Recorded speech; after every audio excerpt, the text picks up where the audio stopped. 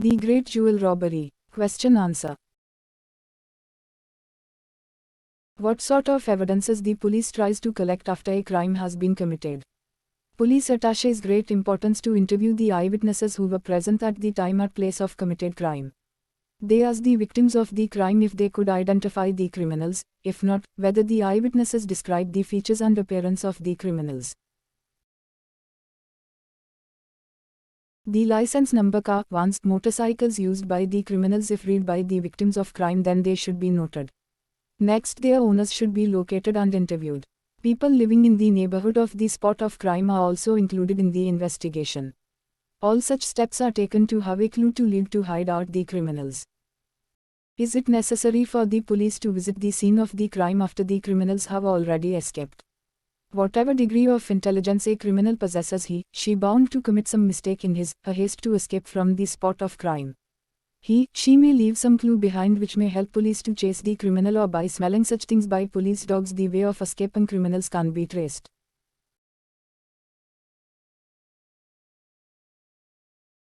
The criminals may leave behind things like handkerchief, visiting card, or cover of the cartridge used for shooting, or some fingerprints etc. Hence the police and detectives should visit the crime spot to find such clues even after the crime. What sorts of people are interviewed by police after crime has been committed? Police keeps a list of habitual criminal, their fingerprints, etc. so to have a clue to trace the criminals. Some such history sheets are interviewed tactfully. Further, in interviews, the staff of the organization or shop in which crime is committed is included to find out whether the accomplice of the criminals is not a disloyal member of the shop. Sometimes the watchmen and other staff members cooperate with criminals in committing crimes, so such people have also to be interviewed and interrogated. Why police takes written statements from the people to interview? Police takes written statements to contract an investigation plan to ponder over and to discuss in order to have a clue to locate the criminals. How police detects that a statement is not truthful? Police interviews and obtains the statements of some selected witnesses or the person who in some way know some facts of the crime. Then they record them in one file and compare them.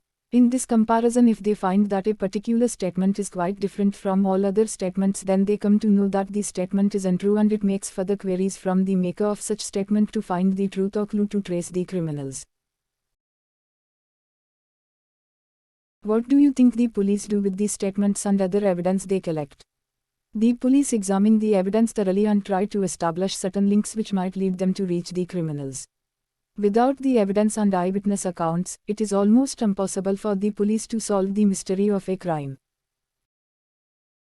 What might be reasons behind a crime?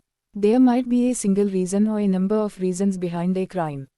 An important single reason is that crimes are mostly committed for the sake of money.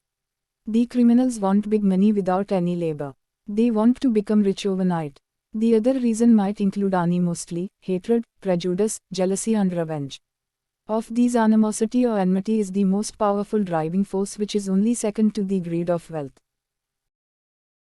Would you consider it sufficient for the police to interview and obtain a statement from one person only? Give reasons for your answers. It is deficient to interview and obtain a statement from only one person. In fact, the more people they interview, the more information they get.